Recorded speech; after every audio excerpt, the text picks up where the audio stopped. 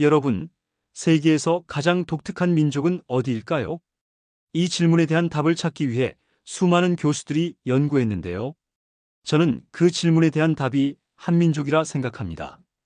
다른 국가들과 달리 세계 강대국들에게 둘러싸여 있으면서도 절대 주눅 들지 않고 오히려 여유롭게 대처하는 나라. 최신 전자기기를 설명서 없이도 완벽하게 다루는 나라. 게다가 평소에는 서로 독립적인 것처럼 보이지만 위기 상황이 닥치면 단합력이 폭발적으로 상승하는 나라. 바로 한국을 가리키는 것인데요. 오늘은 한국을 가장 독특하고 신기한 나라라고 표현하는 한 외국 교수의 이야기를 들려드릴까 합니다. 구독과 좋아요는 이미 눌러주셨죠? 감사합니다. 그럼 그의 흥미로운 시각 속으로 들어가 보겠습니다. 안녕하세요. 저는 아이비리그 대학교에서 한국을 공부한 벤자민 콜드웰이라고 합니다. 오늘은 제가 공부한 가장 독특한 나라 한국과 한국인에 대해 말하고 싶습니다. 한국인들은 외국의 시선으로 보면 이해하기 어렵지만 자세히 알게 될수록 매력적인 민족입니다. 한국인의 가장 독특한 점 중 하나는 극단적인 양면성입니다. 평소에는 철저히 개인주의적으로 보입니다. 각자 자신의 삶에 집중하고 때로는 지나치게 경쟁적이라고 느껴질 정도로 개인의 성공을 중시합니다. 이는 직장에서의 경쟁, 학업에서의 치열함, 심지어 아파트 분양 경쟁에서도 여실히 드러납니다. 사람들은 각자의 목표를 향해 치열하게 달리고 공동체보다는 개인의 이익을 우선하는 것처럼 보이죠. 하지만 이런 모습은 위기 상황이 되면 완전히 달라집니다. 갑자기 강력한 단결력을 발휘하며 하나로 뭉칩니다. 이는 다른 나라에서는 찾아보기 힘든 한국인들만의 독특한 특징입니다. 예를 들어 1997년 IMF 외환위기 당시 금 모으기 운동은 전 국민이 한마음으로 움직였던 대표적인 사례입니다. 사람들은 결혼반지, 금목걸이, 심지어 금리까지 기꺼이 국가에 내놓았습니다. 이 자발적인 참여와 단결이 세계를 놀라게 했습니다. 이와 비슷한 사례로 2002년 월드컵 거리 응원을 들 수 있습니다. 경기 전날까지 각자의 바쁜 일상을 보내던 사람들이 경기 날이 되자 빨간 티셔츠를 입고 거리에 나와 한 목소리로 응원했습니다. 이 모습은 단순한 스포츠 응원이 아니라 집단적 열정과 단결력의 상징으로 전 세계에 소개되었습니다. 단결력은 재난 상황에서도 빛을 발합니다. 예를 들어 코로나19 팬데믹 당시 한국인들은 전 국민이 하나로 뭉쳐 마스크 쓰기, 거리두기 등의 방역 지침을 철저히 따랐습니다. 세계적으로 마스크 착용이 논란이 되었던 시점에도 한국에서는 자발적으로 마스크를 착용하며 감염 확산을 막는 데 기여했습니다. 이 과정에서 한국은 전 세계적인 방역 모범국으로 주목받았죠. 이처럼 한국인은 평소에는 개인의 자유를 중요하게 여기지만 위기 상황에서는 공동체의 이익을 위해 행동합니다. 이는 단순히 애국심에서 비롯된 것이 아닙니다. 한국인들에게는 함께하면 어떤 어려움도 이겨낼 수 있다는 깊은 믿음이 자리 잡고 있습니다. 이 믿음이 평소에는 흩어진 모래알처럼 보이다가도 필요할 때는 강철처럼 단단하게 뭉치게 만드는 힘이죠. 비유를 통해 더 쉽게 이해하자면 한국인의 이런 특성은 마치 용수철과 같습니다. 평소에는 자유롭게 움직이며 각자의 삶을 살아가지만 위기라는 손가락으로 눌러지면 단단히 압축되어 강력한 반발력을 발휘합니다. 이 반발력은 단순한 반응이 아닌 위기를 극복하고 더 높은 곳으로 도약하게 만드는 원동력입니다. 결국 한국인의 개인주의와 단결력이라는 극단적 양면성은 한국 사회를 더 역동적이고 강하게 만드는 힘으로 작용하고 있습니다. 이 독특한 조화야말로 한국이 세계적으로 인정받는 이유 중 하나입니다. 한국인의 또 다른 독특한 특징은 멈추지 않는 도전 정신입니다. 이 도전 정신은 한국 사회 전반에 걸쳐 깊이 뿌리내리고 있습니다. 한국인들은 항상 현재 상태에 만족하지 않고 더 나은 것을 끊임없이 추구합니다. 이는 교육, 기술, 문화, 경제 등 모든 분야에서 드러나며 한국이 짧은 시간 안에 눈부신 발전을 이룬 주요 원동력입니다. 한국의 교육열은 이미 세계적으로 유명합니다. 학생들은 밤늦게까지 학원을 다니며 꿈을 향해 달립니다. 부모들은 자녀 교육을 위해 어떤 희생도 마다하지 않습니다. 이를 비판적으로 바라보는 시선도 있지만 이 교육에 대한 열정이 한국을 세계 최상위권의 교육 수준으로 끌어올린 것은 부정할 수 없습니다. 특히 한국의 학생들은 단순히 암기하는 것을 넘어 문제 해결 능력을 기르는 데 집중합니다. 이는 국제학업 성취도 평가 PISA에서 한국이 항상 상위권을 차지하는 이유이기도 합니다. 한마디로 한국의 도전 정신은 개인의 성장을 넘어 국가 경쟁력으로 이어지고 있는 것입니다. 한국은 기술 발전에서도 그 도전 정신을 유감없이 발휘하고 있습니다. 70년대까지만 해도 한국은 농업 중심의 개발도상국이었습니다. 그러나 불과 몇십 년 만에 세계에서 가장 빠른 초고속 인터넷을 구축하고 5G 기술을 선도하는 나라로 성장했습니다. 이 과정에서 눈에 띄는 것은 한국인의 빠른 학습 능력과 새로운 기술에 대한 개방성입니다. 한국 사람들은 새로운 기술을 배우고 이를 빠르게 실생활에 적용하는 데 탁월한 능력을 보입니다. 스마트폰의 대중화를 예로 들면 한국은 단기간에 세계에서 가장 높은 스마트폰 보급률을 기록했습니다. 최신 IT 기기를 사용하는 데 주저함이 없고 이를 누구보다 빠르고 효율적으로 활용합니다.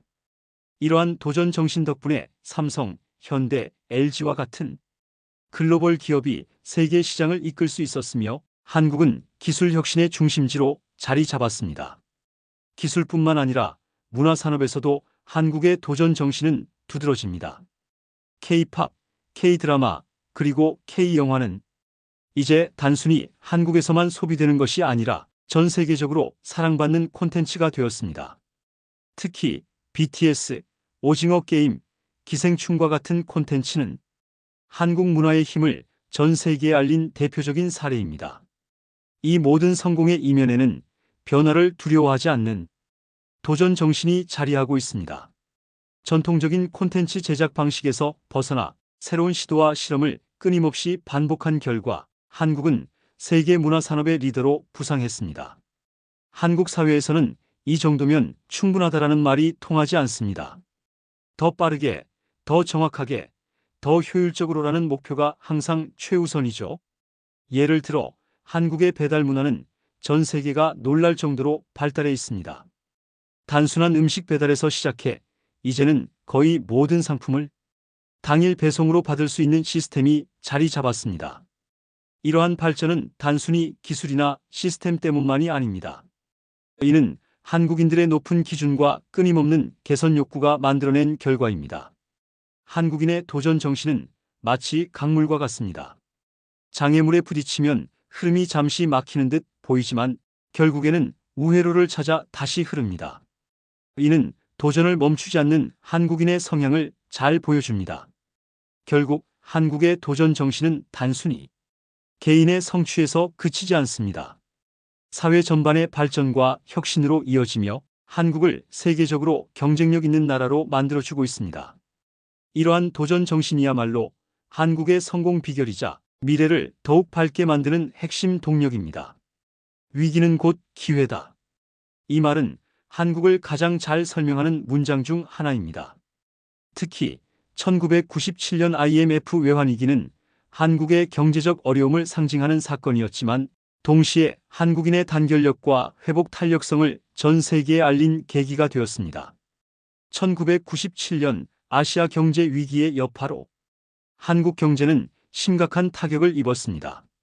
외환 부족으로 인해 국가 부도가 우려되자 한국 정부는 국제통화기금 IMF에 구제금융을 요청하게 됩니다. 이는 단순한 경제적 문제를 넘어 국가적 자존심에 큰 상처를 남겼습니다. 외신들은 한국이 이 위기를 극복하려면 최소 20-30년이 걸릴 것이라 예측했습니다. 그러나 한국은 이 모든 예상을 뒤엎고 단 3년 만에 IMF 차입금을 모두 상환하는 기적을 이뤄냈습니다. 그렇다면 이 빠른 회복의 비결은 무엇이었을까요? IMF 외환위기를 극복하는 과정에서 가장 상징적인 사건은 바로 금 모으기 운동입니다. 이 운동은 1998년 1월 외환위기를 극복하자는 취지로 시작되었고 국민들의 자발적인 참여로 전국적으로 확산되었습니다. 놀라운 점은 이 운동에 모든 계층이 동참했다는 것입니다. 기업인들은 금괴를 내놓고 주부들은 결혼 반지를, 학생들은 작은 금 귀걸이와 금목걸이를 기부했습니다. 심지어 시골 할머니들도 금반지나 금비녀를 내놓으며 자신이 가진 소중한 자산을 국가를 위해 기꺼이 희생했습니다. 이 과정에서 모인 금은 무려 200톤 이상에 달하며 이는 당시 환율로 약 20억 달러에 해당하는 금액이었습니다. 이 운동은 단순히 금을 모은 것을 넘어 한국인의 단결력과 애국심을 세계에 알린 사건이었습니다. 특히 이 운동은 정부의 강제나 압박이 아닌 전 국민의 자발적인 참여로 이루어졌다는 점에서 더욱 특별했습니다. 외신들은 한국인의 이 단결력을 두고 한 나라가 위기 속에서 보여줄 수 있는 최고의 연대라며 극찬했습니다. IMF 외환위기 당시 한국 기업들과 국민들은 고통 분담이라는 원칙 아래 적극적으로 협력했습니다. 대기업들은 구조 조정을 통해 효율성을 높이고 새로운 시장을 개척했습니다. 중소기업들은 생존을 위해 혁신과 변화를 모색하며 경쟁력을 강화했습니다. 국민들은 임금 삭감, 근무 시간 연장 등 경제 회복을 위한 희생을 기꺼이 받아들였습니다. 특히 기업과 노동자 간의 상호 신뢰와 협력이 IMF 위기를 극복하는 데 핵심적인 역할을 했습니다. 직원들은 자신의 희생이 결국 국가와 기업을 살리는 길임을 이해했고 경영진 또한 책임을 지고 물러나는 등 책임 있는 리더십을 보여주었습니다. IMF 외환위기 당시 외신 기자들은 한국인들의 단결력과 회복력을 이해하지 못했습니다. 어떻게 한 나라의 국민이 이렇게 빠르게 하나로 뭉칠 수 있는지, 왜 개인의 이익보다 국가의 이익을 우선시하는지 의문을 제기했죠. 하지만 그들은 점차 한국인들이 가진 공동체 의식과 책임감이 위기를 극복하는 데 결정적인 역할을 했다는 사실을 깨달았습니다. 한 외신 기자는 이렇게 말했습니다. 한국인들은 위기 속에서 더욱 강해지는 민족이다. 그들의 단결력은 국가적 자산이다. 한국인의 위기 극복 과정은 마치 불 속에서 단단해지는 강철과 같습니다. 뜨거운 위기라는 열기에 휘둘리긴 하지만 그 속에서 더욱 강해지고 견고해지며 결국 새로운 모습으로 탄생합니다. 결국 IMF 외환위기는 한국이 위기를 기회로 전환할 수 있는 나라라는 사실을 전 세계에 입증한 사건이었습니다. 이는 한국인의 강한 정신력과 공동체 의식이 있었기에 가능했던 일이죠. 앞으로도 한국은 어떤 위기가 닥쳐도 이를 도약의 발판으로 삼을 것입니다.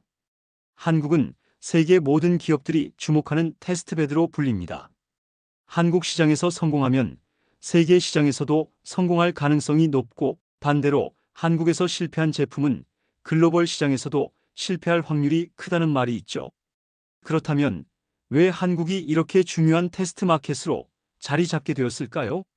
한국 소비자들은 매우 까다롭고 비판적인 성향을 가지고 있습니다. 새롭게 출시된 제품이 있다면 단순히 사용하는 데 그치지 않고 제품의 성능, 디자인, 가격, 심지어 사용 편의성까지 세부적으로 분석합니다.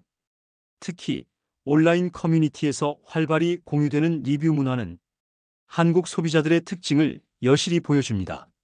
한국의 리뷰는 단순한 평가가 아니라 마치 전문가 수준의 심층 분석에 가깝습니다. 제품의 장단점을 꼼꼼히 비교하고 개선점을 제시하기도 합니다. 예를 들어 한 전자제품이 출시되자마자 몇 시간 안에 수백 개의 리뷰가 쏟아지고 이를 통해 제품의 강점과 약점이 명확히 드러납니다. 이러한 피드백은 기업들에게 즉각적인 개선 방향을 제시해 줍니다. 한국인들은 새로운 트렌드에 매우 민감합니다. 신제품이 나오면 새벽부터 줄을 서는 모습이 익숙할 정도로 최신 기술이나 제품을 빠르게 받아들이죠. 그러나 동시에 쉽게 실증을 내는 경향도 강합니다. 소비자들은 한번 경험한 제품에 만족하지 않고 더 나은 대안을 끊임없이 찾습니다. 이런 특성 덕분에 한국은 기업들이 제품의 초기 반응과 수명 주기를 테스트하기에 최적의 환경을 제공합니다. 새로운 서비스나 기술을 테스트할 때 한국에서 얻은 데이터를 바탕으로 기업들은 글로벌 시장에 적합한 전략을 세울 수 있습니다. 한국은 세계 최고 수준의 인터넷 인프라를 바탕으로 소비자와 기업 간의 피드백 순환이 매우 빠르게 이루어집니다. 신제품이 출시되면 몇 시간 만에 온라인 커뮤니티와 SNS에 수천 개의 리뷰와 반응이 올라옵니다. 이는 다른 나라에서는 몇 주, 몇 달이 걸릴 수도 있는 소비자 피드백 과정이 한국에서는 단 며칠 만에 이루어진다는 것을 의미합니다.